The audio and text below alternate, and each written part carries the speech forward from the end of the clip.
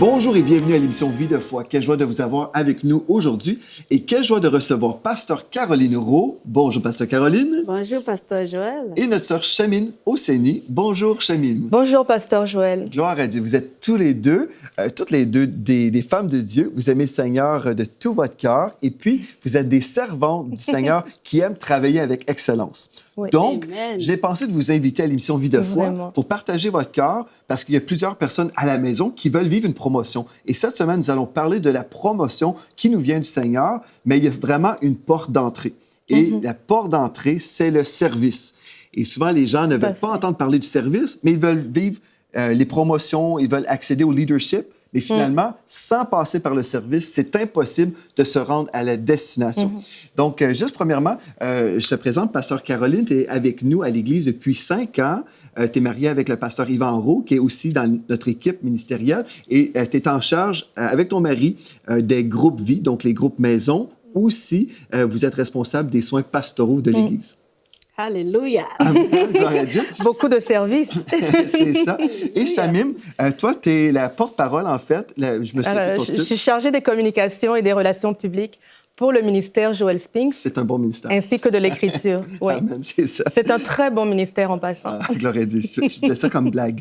Mais c'est ça, on est bénis de t'avoir avec nous. Et puis, la raison pourquoi tu travailles dans notre équipe, c'est parce qu'on aime offrir au Seigneur le meilleur de nous-mêmes. Et puis, c'est ça que j'ai vu aussi dans ta vie. Oui. Donc, gloire à Dieu. Je pense qu'on est bien entouré aujourd'hui. Pour toutes les personnes à la maison, vous êtes là, vous voulez aller de progrès en progrès, de gloire en gloire. C'est vraiment un rendez-vous divin pour vous aujourd'hui. On va parler premièrement, si on veut parler du cœur du serviteur, premièrement, une chose importante, c'est l'humilité.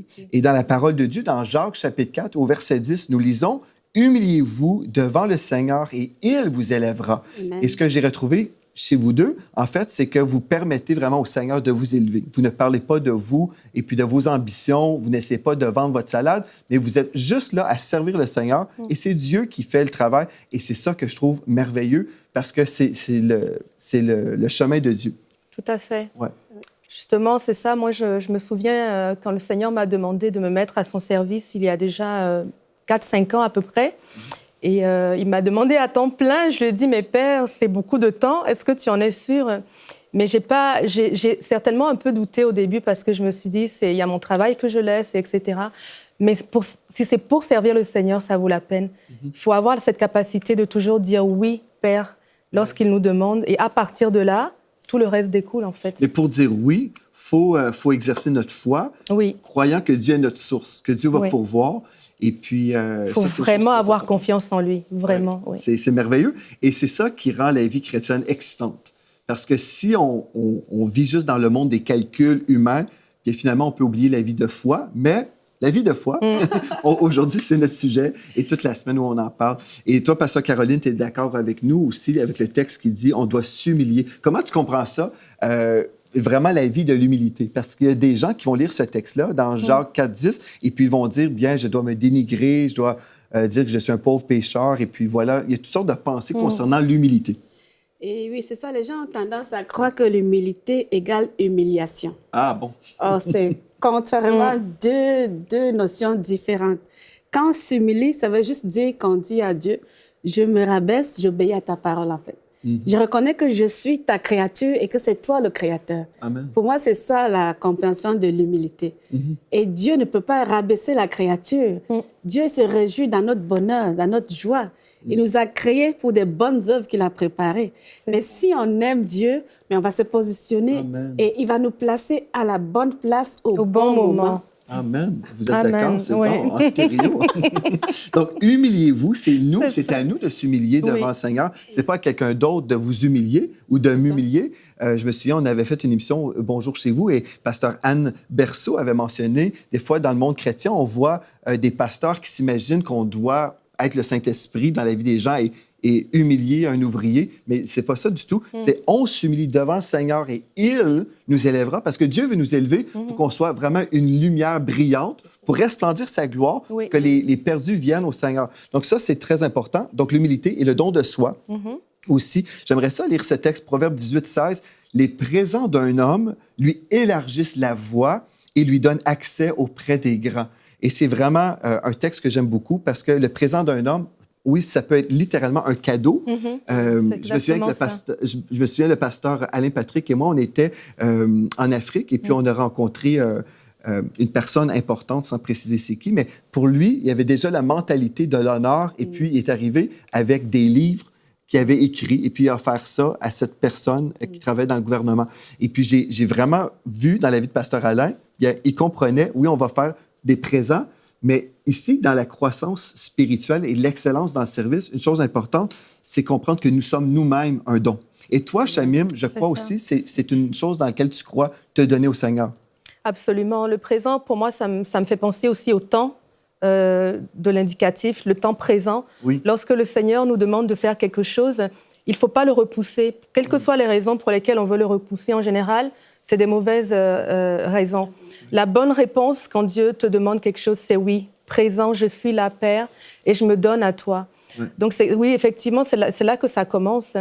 Et en tant que don, je trouve que c'est à travers le service qu'on arrive même à réaliser tout ce qu'on avait dans notre panier. Moi, c'est en servant le Seigneur que j'ai réalisé que j'avais tel don, tel talent, que je pouvais être à tel endroit. Et si je ne l'avais pas fait, j'aurais pu passer ma vie entière sans que ce soit révélé en moi. Donc, ces présents qui sont à l'intérieur de nous sont mis en lumière. On s'épanouit avec ça lorsqu'on se met au service du Seigneur, dans la direction qu'il nous a donnée. Pas forcément pasteur, micro, prophète, etc. C'est pas que ça, servir le Seigneur. On peut servir le Seigneur avec sa parole, avec son attitude, avec ses deux mains, lorsqu'on balaie, lorsqu'on serre quelqu'un dans ses bras à l'église. Tout ça, c'est du service, en fait. Mais il faut juste répondre oui à Dieu lorsqu'on ressent un besoin, on appelle de sa part, quel que soit ce qui nous amène à faire. C'est ça pour enchérir ton propos, c'est ça. Tu as juste à dire oui à Dieu. Des fois, tu regardes même autour de toi, tu ne sais pas comment je vais faire. Mais quand tu dis oui, tu réalises que Dieu, il ouvre la porte, il prépare le chemin. Exactement. Et tu es juste heureux. Tu te demandes des fois, mais comment j'ai fait? Mais c'est parce que tu étais disposé. C'est ça. Et Dieu, il a vu ton cœur, parce que c'est ton cœur qui l'intéresse. C'est vrai. Et une des choses aussi, Dieu, dans la parole, on voit le texte qui dit Dieu va nous donner le désir de notre cœur. Oui. Et ce qui est important, je crois, c'est que quand nous sommes enfants de Dieu, nous avons un cœur nouveau. Nous sommes une nouvelle créature. Donc, le Saint-Esprit nous donne des désirs que Dieu veut combler, parce que les désirs viennent de Dieu. Et puis, si on discerne les passions, les choses qu'on aime faire pour le Seigneur, c'est souvent vraiment une direction pour nous aider à discerner la volonté de Dieu pour notre vie. Et je me souviens, Pasteur Caroline, tu avais à cœur un projet, là, quelques années, et puis c'est spécial parce que, bon, dans notre assemblée, nous prêchons les médias, on croit dans l'importance de diffuser l'Évangile par les médias. Et tu me disais, Pasteur Joël, après une discussion plutôt juste administrative, on était au téléphone ou par Skype, et puis là, tu me disais, est-ce que je peux te parler de quelque chose? Puis j'ai dit, oui, vas-y. Et puis là, tu m'as proposé le ministère Voix de Victoire pour capter des témoignages à l'Église. Et puis, les deux, vous servez dans ce ministère. Et puis, tu as commencé vraiment au très, très bas de l'échelle, parce que tu ne connaissais rien au niveau des médias. Mais Dieu s'est servi de ça pour te préparer à vivre ce que tu vis aujourd'hui. Oui, c'est vraiment glorieux. J'avais ce désir-là dans le cœur. C'est vrai, j'étais gênée de t'en parler parce que tu as oublié de le dire au début, je suis ton assistante administrative. Oui, c'est vrai aussi. Souvent, en général, j'évite de te parler des choses comme ça quand on travaille. Puis là, et toi, tu es toujours disponible. Oui, vas-y, mais j'étais un peu gênée. Mais là, tu as dit, vas-y. Puis je t'ai partagé ce que j'avais à cœur. Mais Dieu merci, comme toujours, tu m'as poussé dedans. Et je ne savais rien, je n'ai jamais tenu une caméra. Tout ce que je savais, c'est que, Seigneur, je vais le faire. Je vais le faire. Et il m'a équipée. Oui, les vidéos, ceux qui regardent sur Internet, ce n'est pas très beau. Ben, au début, on s'améliore, mais au début, c'était vraiment pas beau. Pour un travail amateur... C'est ça, mais on a eu beaucoup de témoignages de ça en plus. Sauf que la récompense, on a beaucoup de témoignages, mais nous, on a maturé. On a grandi, on a gagné en confiance. C'est ça. C'est vrai. Mais une chose importante concernant l'excellence. Certaines personnes disent, bien, si on offre quelque chose à Dieu qui est médiocre, bien, c'est terrible. Mais moi, je trouve une chose importante qu'on doit comprendre, c'est qu'on doit commencer en quelque part et puis donner de notre meilleur à Dieu là où nous sommes. Exact. Parce qu'on ne peut pas commencer avec la qualité qu'on retrouve en ce moment sur Enseigne-moi. On s'entend en ce moment, il y a toute une équipe là, qui est derrière. Mais dans le projet de l'Église locale, c'était un endroit où tu pouvais te développer. Et si on dit, bien, moi, je dois faire telle chose juste quand ce sera à tel niveau, mais finalement, on ne fera rien. Et si on ne fait rien, on ne pourra jamais se développer et grandir. Donc, Dieu s'attend qu'on va faire des choses qui sont peut-être médiocres au départ parce que c'est le maximum, c'est là où nous sommes en ce moment. Mais là, Dieu va prendre notre petit pain et nos poissons et Dieu va multiplier parce qu'on a été prêt à lui donner le meilleur de nous-mêmes. Ce qui peut être médiocre de l'extérieur. Mais pour nous, c'est notre meilleur. C'est ça, exactement. Ça dépend du regard de la personne en face aussi. Parce que des fois, ce qu'on considère comme médiocre ou petit, c'est toujours en fonction du standard de quelqu'un d'autre. Mm-hmm. Mais Dieu ne nous mesure pas avec les mêmes standards que les autres, ni même pas avec les mêmes que les nôtres. Donc, à partir de ce moment-là, on peut se dire qu'il nous aime tel qu'on est, et qu'il valorise notre obéissance, alors on y va, on se jette à l'eau. Mm-hmm. Et c'est ça. Toi, tu aimes te jeter à l'eau. Oui, vraiment. Et tu reviens de beaux voyages au Mexique, en plus. Oh, c'était merveilleux. On a vraiment été bénis, vraiment. Et Shamim, une des choses qui m'a impressionné chez toi, c'est vraiment le fait que, en fait, j'ai découvert chez toi quelqu'un qui aimait donner, mais aussi tu rêvais. Tu rêvais et toutes sortes de projets, mais pas pour toi-même. Non. Pour le ministère, dans ton église locale et pour le ministère de mon ministère. De façon générale. Oui. Et puis là, tu me disais, Pasteur Joël, on pourrait faire telle ou telle chose, on pourrait faire telle chose. Et puis même aussi le collège Intégrité qu'on a démarré, c'est grâce à votre famille, en fait. Hein? Vous êtes, avec ton époux, vraiment investi. Et puis, j'ai retrouvé des serviteurs, mais qui s'attendent à rien, et qui sont là juste pour la vision. Et je dis gloire à Dieu, et puis je trouve ça super. C'est ça. Moi, mon langage de l'amour, c'est le don. Quand j'aime, je touche, je donne, et je crois que tu le sais. Et donc, quelque part, c'était un peu naturel. C'est sûr que ce n'est pas le cas pour tout le monde, mais comment aimer si on ne peut pas le montrer? Comment aimer le Seigneur? Comment lui montrer, puisqu'on ne passe pas 24 heures avec lui à partager? Donc, comment l'aimer sans le lui montrer? Comment le lui montrer autrement qu'en le servant et en se préoccupant de ce qui le préoccupe, lui? Donc, pour toi, tu as ciblé les choses que Dieu aimait, les choses qui étaient importantes, même en étant prête à oublier tes propres choses, tes propres projets d'une certaine façon. Parce que je me dis qu'il a le meilleur pour moi dans tous les cas. Il est ma source et quoi qu'il m'arrive, je serai toujours bien parce que je suis dans ses mains. Mm-hmm. Donc, tout ce qui me reste à faire, en fait, c'est de m'occuper de ce que lui, il a besoin. Mm. C'est une alliance, quelque part. Dieu me couvre, il me bénit, et j'ai besoin aussi de lui rendre, quelque part, un peu ce qu'il me donne. Donc, c'est un juste retour, en fait. Oui, c'est super. Donc, pour l'excellence, raconte-moi peut-être, Shamim et Pasteur Caroline, vous pouvez intervenir comme vous voulez. Pour vous, quand vous offrez quelque chose au Seigneur et pour voir vraiment votre ministère personnel avancer et pour vivre des promotions, c'est quoi vraiment votre motivation ultime dans votre service et pour la vision de l'excellence? Moi, honnêtement, je pense rarement à moi quand je sers le Seigneur. Je pense au Seigneur en premier. Je ne sais pas, c'est rare que je dise « je vais faire telle chose parce que je veux telle chose ». Je sais qu'il y a une bénédiction attachée à ça. Mais il a dit « ne te préoccupe pas du reste. Fais ce que tu as à faire. Ne t'inquiète de rien. Tu ne peux pas ajouter une seconde à ta vie. Tu ne peux pas. Donc, donne ta confiance en celui qui connaît l'avenir. Au-delà. Et lui, il va s'occuper du reste. C'est pour ça que moi, je dis toujours, mon meilleur n'est pas forcément le meilleur. Non, c'est ça. Mais quand c'est mon meilleur, je suis en paix. C'est ça. Amen. C'est ça, l'excellence. Moi, je rajouterais au niveau de la prière, en fait. Plus je passe du temps avec Dieu, plus je me dis qu'il va intervenir. Moins je prends de place, plus il en prend. Et plus je me dis que je vais vers l'excellence, puisque je le laisse agir, en fait. Donc, avant de commencer mon service ou de faire quoi que ce soit pour le Seigneur, je ne le fais jamais si je n'ai pas pris mon temps avec lui. Parce que je considère qu'il faut que ce soit lui qui me dirige.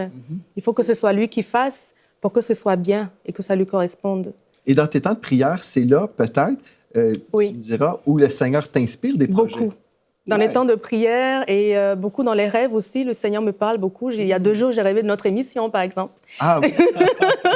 C'est super. Oui, et donc le Seigneur me parle beaucoup à travers les rêves. Et aussi, je suis quelqu'un de nature un peu, pas rêveuse, mais je suis toujours optimiste, en fait. Je pense qu'on peut toujours faire mieux, que le meilleur est toujours devant, etc. Et je ne me mets pas beaucoup de limites. Donc, c'est une force avec le Seigneur, parce que c'est le Dieu du possible. Il peut toutes choses. Ouais. Alors, donc, dans ce contexte-là, ça reste une force. Mais c'est vraiment avec la relation avec Dieu, je pense, qu'on peut donner l'excellence à Dieu. Aime ton Dieu de tout ton cœur, de toutes tes forces, de toutes tes pensées. À partir de ce moment-là, qu'on s'est donné à Dieu entièrement, Je crois qu'on peut, c'est ça, on peut s'attendre au meilleur. Si le corps de Christ était rempli de personnes comme vous, l'Église serait à un autre niveau en ce moment. C'est vrai, parce que si les enfants de Dieu étaient tous des passionnés du Seigneur, des personnes prêtes à s'oublier et pas dire, bon, mon agenda, mon ministère, ma vision, mais si on pensait royaume de Dieu, le royaume de Dieu, c'est là où on serait tous prêts à se donner. Et là, on donne le meilleur de nous-mêmes parce que c'est ça que Dieu veut. Hein? Dieu veut qu'on donne le meilleur. Et c'est là, après, où on voit la gloire de Dieu et le progrès d'un ministère, mais aussi des personnes investies dans ce ministère-là. Il y a un texte dans la parole de Dieu en parlant qu'on doit donner le meilleur au Seigneur. C'est dans Deutéronome, chapitre 10, au verset 12. Je vais vous lire à partir de la Bible du Sommeur. « Et maintenant, Israël, qu'attend de toi l'Éternel ton Dieu? Simplement que tu le révères en suivant toutes les voies qu'il t'a prescrites, en l'aimant et en le servant de tout ton cœur et de tout ton être. » Mais la première chose qu'il dit, tu le révères. Et moi, ce que je trouve intéressant, c'est d'avoir une crainte de Dieu. De dire, ce que je fais là en ce moment, je sais que c'est pour le Seigneur, c'est pour l'honorer, je crains son nom, je veux marcher selon ses voies. Et c'est ça qui nous protège, qui nous dirige. Et ensuite, je peux vraiment l'aimer. Si je l'aime, je vais le craindre, n'est-ce pas? Le craindre, oui. C'est parce que tu voulais dire quelque chose? Oui, c'est que c'est un repos aussi pour celui qui sert. Oui. De mettre Dieu en avant, de s'appuyer sur Dieu, d'aller dans la direction de Dieu. Le soir, on s'en veut moins quand on a fait des erreurs, etc. Parce qu'on se dit qu'on a suivi le Seigneur, on n'est pas parfait, il le sait, puis demain, on continue avec lui. Donc, c'est aussi un repos. Mais il y a une chose, on est des humains. Je l'ai vu dans mon parcours, que je peux faire des erreurs. C'est ça. Je déteste faire des erreurs, mais ça arrive. Ça arrive et on grandit après. Heureusement, j'ai un pasteur qui m'a aidé à accepter ça, mais c'était très... Avant, je n'aimais pas ça faire des erreurs. Mais j'ai compris que ça peut arriver que tu fasses des erreurs. Mais si ta priorité est de prendre Dieu au sérieux, en fait, de vouloir faire ce qu'il y a de bon et de meilleur pour Dieu, et que tu fais une erreur en chemin, mais tu ne vas pas te punir pour ça. Si tu vises l'excellence, c'est sûr, tu vas faire rebondis. Tu vas faire l'excellence parce que, comme on a dit, Dieu, il donne selon le désir du cœur. C'est ça. Je me souviens une fois, il y avait une personne à l'Église qui donnait un service médiocre au Seigneur. Et puis, quelqu'un lui a reproché un travail qui était vraiment mal fait. On a dit, il y a tel souci. Et puis, la personne a dit, moi, je suis juste un bénévole. C'est du bénévolat. Oh. Et puis, ceci voulait dire, je ne suis pas payé, donc je peux donner ce que je donne, et puis on ne devrait pas s'attendre de plus parce que de toute façon, je ne suis pas rémunéré. Mais avec cette mentalité-là, ceci veut dire qu'on va donner plus à celui qui va nous donner de l'argent que notre Dieu qui nous donne tout, en fait. À ce moment-là, c'est l'argent qu'on sert, ce n'est plus Dieu qu'on sert. Faut qu'on fasse attention à savoir, est-ce qu'on se sert nous? Est-ce qu'on sert Dieu? Est-ce qu'on sert nos frères et sœurs? Qui on sert réellement? Je pense que ça va déterminer notre attitude beaucoup. Et ce qui est bizarre, c'est que ce sont ces personnes qui sont frustrées, mais ils sont fâchés contre Dieu, contre les pasteurs, contre les leaders. Ils ne s'asseyent pas pour dire où est-ce que qu'est-ce qui ne va pas, où est-ce que j'ai manqué. Parce que si on est humble, c'est ça. On va s'asseoir et dire où est-ce que j'ai manqué. J'ai vu ça malheureusement aussi autour de moi, des gens qui servent à l'église comme que je vais faire ça et puis la récompense sera à la mesure de ce que tu as donné. C'est vrai ça. C'est clair. Mais si tu avais donné avec tout ton cœur, mais Dieu qui voit ton cœur, la récompense, c'est que bon, Dieu ne donne même pas juste ce que tu as donné. Il donne au-delà. Bien au-delà. Ce que tu as donné. Il y a toute la mentalité aussi de la semence. Hein? La semence et de la récolte. Si je fais des semences aujourd'hui dans mon ministère, admettons dans mon église locale, je fais des dons. Je ne parle pas ici des finances, mais je parle le don de ma personne. Je sers, admettons, dans l'école du dimanche. OK, je sers auprès des enfants. Et puis, je donne de mon temps, je rêve pour ce ministère, je m'investis dans mon cœur. Bien, je suis en train de semer à ce niveau-là et je vais récolter aussi des personnes plus tard. Si Dieu m'appelle à, je ne sais pas, avoir un ministère semblable, et il y a des gens qui vont servir dans un ministère comme ça, je suis en train de préparer les ouvriers qui vont m'entourer. Si je marche dans la loyauté, bien, je vais récolter des personnes qui vont être loyales envers moi. Exactement. Si je marche ou je fais des semences dans l'amour, je suis dans la grâce, Dieu va susciter une récolte dans ma vie de personnes qui vont marcher comme ça. Amen. Et c'est pour ça que c'est tellement important, non seulement d'être humble, mais aussi d'être conscient que tout ce que je fais en ce moment, je suis en train de semer dans le monde de l'esprit. Et ça me revient. C'est ça. Ouais. C'est ça. Ça nous revient toujours. Quand j'ai écouté le Collège Intégrité, la promotion ministérielle, j'ai dit, ben voilà le cœur d'un homme de Dieu. Tu cherches pas par tes propres moyens.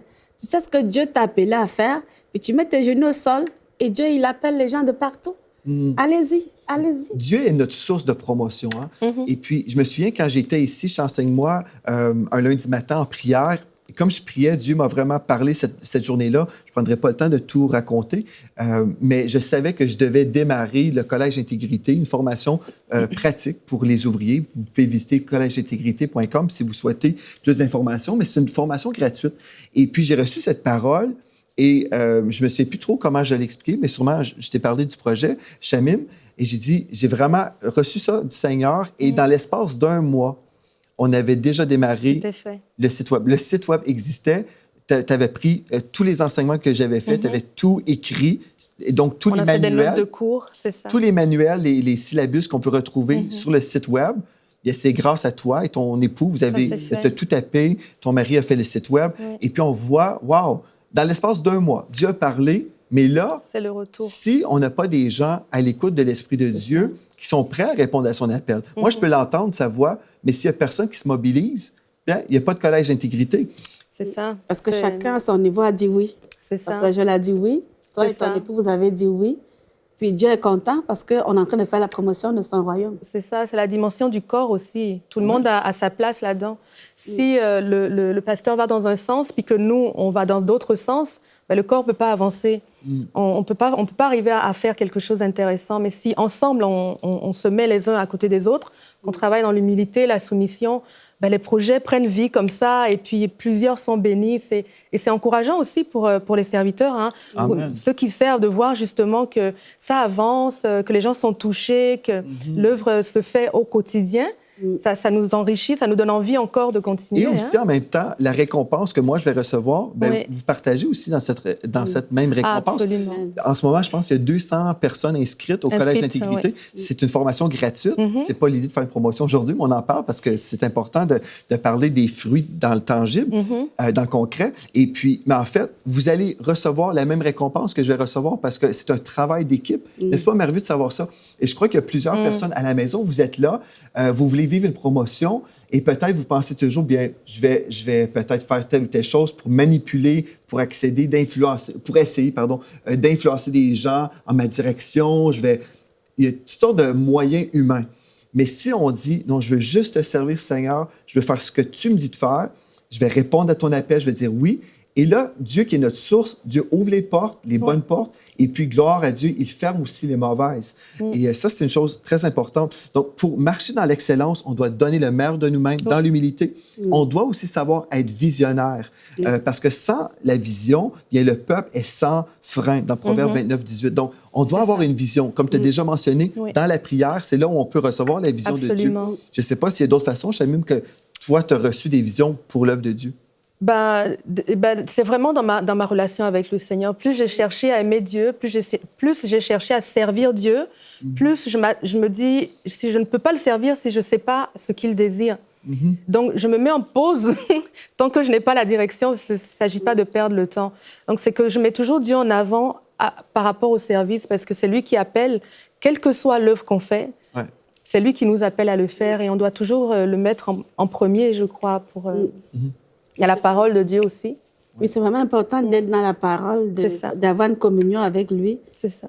Et puis là, on ressort grand. Et je ne sais pas s'il y a du temps, je voulais parler un peu de Voix de Victoire. Vas-y. Parce que quand j'ai eu la vision de ça, j'ai commencé à travailler, mais Dieu merci, il a amené Shamim à l'église. Puis Shamim, elle est rentrée tout de suite dans la vision aussi, et elle a apporté beaucoup de changements. L'idée de live, c'est Shamim qui a amené les lives Facebook. Les directs, oui. Je pensais pas, moi, je n'avais pas pensé à ça. Mais elle a apporté ça, et ça a donné comme un rafraîchissement à la vision. Oui, Shamim, c'est une vraie visionnaire. Mais ça, c'est tellement important parce que quand nous avons une vision devant nous, nous sommes encouragés parce que nous allons à quelque part. Il y a toujours une direction, nous sommes encouragés, ce n'est pas stagnant. Et puis voilà, on va juste à l'église le dimanche matin. Et pour moi, depuis des années, quand une personne arrive à l'église, je me dis toujours, cette brebis appartient à Jésus. Et mon mon rôle, ma responsabilité, c'est de faire en sorte que cette brebis va s'épanouir, qu'elle va entrer dans sa destinée. Donc, je veux découvrir les dons, les talents, ce que Dieu a déposé dans la personne, parce que je ne veux pas que ces personnes-là soient avec plein de talents, des dons, et qu'ils restent là à tourner en rond. Ils doivent absolument avancer. C'est pour ça qu'on a aussi démarré le Collège d'intégrité pour que tous ceux qui ressentent un appel au ministère puissent vraiment s'équiper et puis après on les relâche dans l'œuvre de Dieu. C'est vraiment la vision de la maison, c'est d'équiper et de relâcher. Et puis vous êtes 2 femmes de Dieu où vous êtes justement dans cette vision, vous aimez servir le Seigneur de tout votre cœur et vous avez su aussi, le dernier point pour aujourd'hui, c'est travailler en équipe. Parce qu'il y a des gens qui ne peuvent pas travailler en équipe. Absolument. Mais vous 2, vous travaillez en équipe. Ah oui, de mieux en mieux. Justement, on apprend à se connaître. Plus on travaille ensemble, plus on apprend à se connaître. On voit nos faiblesses, nos limites. On s'épaule, on grandit. C'est extraordinaire, vraiment. Je suis vraiment bénie de servir avec toi. Vraiment. En tout cas, c'est une grâce de savoir que je peux demander pardon quand j'ai fait d'erreurs.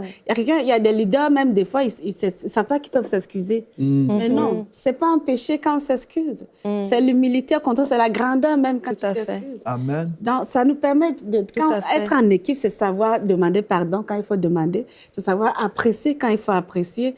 Et vraiment, c'est ça, on est béni. Moi, quelle que soit l'équipe, on peut bien travailler. Oui. Une chose Ensemble, importante, on est plus fort. c'est de marcher en équipe, dans la paix, dans l'amour, et puis aussi dans la loyauté, et de s'assurer aussi de ne pas côtoyer des gens qui nous tirent toujours vers le bas. Et je parle ici des gens qui sont dans la calomnie, qui sont dans le négatif, qui veulent juste parler contre l'œuvre de Dieu. Mais vous avez décidé de vous tenir avec des personnes positives qui ont une vision pour l'avancement. C'est là où on veut aller. On veut aller en avant, pas en arrière. Donc, vous avez choisi de travailler en équipe, dans l'amour, le respect, tout ça. Et aujourd'hui, on en voit les fruits. On voit que l'œuvre de Dieu avance, et gloire à Dieu. Et une dernière chose, non seulement dans la loyauté, mais aussi dans la révérence. Je me souviens, Pasteur Caroline, tu m'avais mentionné que, justement, avec Shamim, elle te respectait dans ton poste ministériel aussi. Elle dit, avec Shamim, je peux m'assurer, elle me respecte toujours dans mon appel. Oui, c'est tellement glorieux. J'ai vu ça rarement, d'être si proche de quelqu'un. Moi, je le suis. Je ne m'en vante pas, mais je fais tout pour être respectée, mais responsable. Et j'ai remarqué qu'elle, c'est l'une des rares personnes que j'ai vues qui me ressemble à ce niveau-là. On est tellement proches, elle et moi, mais elle se rassure toujours que la ligne, qu'elle ne franchit pas la ligne de respect qu'il y a entre nous deux. Amen. Ça, je trouve ça tellement merveilleux. Oui. On va poursuivre demain dans cette étude qui est assez facile à faire avec vous deux aussi. Elle est intéressante. Bon, on va poursuivre, mais c'est des choses tellement importantes. Si on veut aller de l'avant dans le ministère, il faut avoir la base et c'est ça qu'on est en train de voir ensemble cette semaine. Et puis, on se réjouit que vous êtes là. Visitez le site web enseignement.com et la page Vie de foi si vous aimeriez découvrir d'autres enseignements qu'on a faits. On veut vous remercier d'avoir été là. Merci à vous deux aussi. On poursuit demain une autre émission Vie de foi. Soyez richement bénis.